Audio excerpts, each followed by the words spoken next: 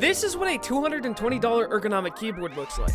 And you've probably noticed it's got a very interesting split layout. The reason for that is because arranging the keys like this makes your wrist have a more natural alignment, which can help avoid wrist pain. And with the backspace, enter, and shift key in the center, you rarely ever have to overextend your pinky when typing either. Now, the question that most people ask is, how long does it take to get used to that? And I won't lie, it does take an adjustment period, and like I mentioned in my review of the Xbows Lite keyboard, it does mess with your brain at first while you're still learning that layout, but the time it takes to get used to it isn't as long as you would think. For me, it originally took a couple weeks, but since I've had experience on similar layouts in the past, this time around it only took me a couple days, but your mileage may vary.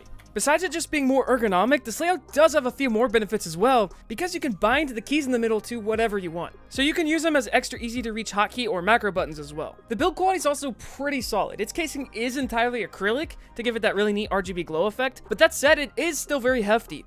You can't tell just by looking at it, but it's actually quite heavy for a keyboard, which was actually the first thing I noticed when I took it out of the box. Now, one negative thing about them using acrylic for the casing is that when you pick up the keyboard, anytime any of it rubs together, it makes this annoying noise. And as you can imagine, it's also a fingerprint magnet, and I had to wipe it down quite often.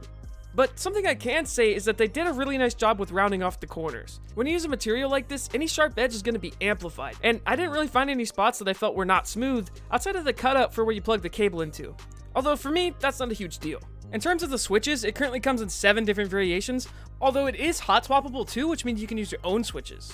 And swapping out the switches is a very simple process. You just have to make sure your switches are 3-prong. The ones that I have on mine are Gateron yellow switches, which are nice linear switches that feel very close to the fan favorite red ones, but they take a little bit more actuation force. Here's a quick sound test.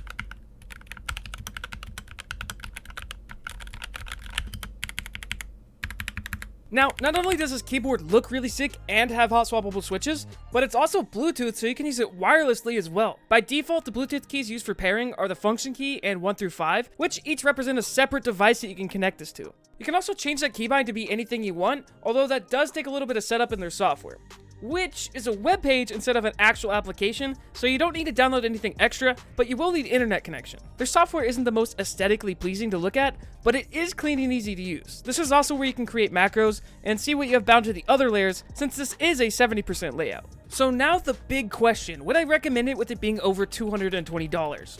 Honestly, my answer is it just depends on what you're looking for. It is a very premium feeling keyboard and it is feature packed, but if you just want the layout alone, I might point you more towards the Xbows Lite, which is a much more affordable option. You can check out my review of that keyboard here.